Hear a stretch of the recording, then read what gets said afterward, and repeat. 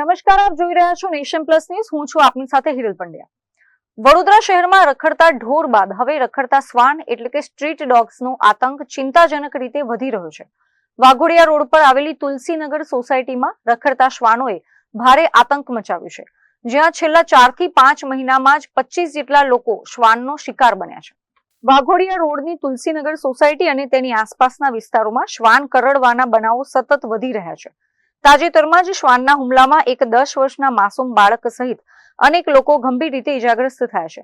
સ્થાનિક રહીશોનું કહેવું છે કે રસ્તા પરથી પસાર થતી વખતે બાળકો અને વરિષ્ઠ નાગરિકો પર આ શ્વાનો અચાનક હુમલો કરી દે છે, જેના કારણે લોકોનું ઘરમાંથી બહાર નીકળવું પણ મુશ્કેલ બની ગયું હતું. તમને હુમલો કેવી રીતે કર્યો? એમને પાછળથી, એટલે મેં પડી ગઈ. અચ્છા. અને પછી બે ડોગે બાઇટ કર્યો. ટોટલ કેટલા ડોગ હતા? એક જ હતા કે બે હતા? એક ડોગે પાછળથી અટેક કર્યો, પછી બે ડોગે અટેક કર્યો. મેં પડી ગઈ એટલે. તો તમે ચીસાચીસ કરી? હા, મેં ચીસાચીસ કરી એટલે બધા ભેગા થઈ ગયા. અને સોસાયટીમાં જે એક ડૉક્ટર છે એમને ઇન્સ્ટન્ટલી ઇન્જેક્શન દીધું. સ્થાનિક રહીશો દ્વારા વારંવાર કરવામાં આવેલી ઉગ્ર ફરિયાદો બાદ આખરે વડોદરા મહાનગરપાલિકાનું તંત્ર એક્શનમાં આવ્યું છે. કોર્પોરેશનની એનિમલ બર્થ કંટ્રોલની ટીમે તાત્કાલિક ધોરણે તુલસીનગર સોસાયટી ખાતે પહોંચીને કાર્યવાહી શરૂ કરી દીધી છે. ઘણા બધાને કડું સોસાયટીમાં ઓલમોસ્ટ લગભગ બધાને જ કડું છે, કારણ કે લગભગ આ કૂતરા 2 વર્ષ પહેલાં આવેલા, 1.5-2 વર્ષ પહેલાં 3 કોઈ છોડી ગયેલું, 3 કૂતરાને. એક તો આ છોકરો છોડી આવ્યો અને 2 હતા, એમાં એક કાલે પકડાઈ ગયું ને એક રહ્યું છે. અને લગભગ 25-30 જણને આ કૂતરું કર્યું છે. કેટલી ગંભીર વાત? કેટલું ગંભીર કહેવાય? ગંભીર તો કહેવાય ને, કેમ નહીં? આજે તો આ યંગ છોકરી હતી, કાલે વાર કોઈ ગળા માણસને ફેંકી દે તો ઊભું જ ના થઈ શકે ને. તો આખું પછી તો એક ફસી નાખે ને કરડી ખાય બધે. એવું બને.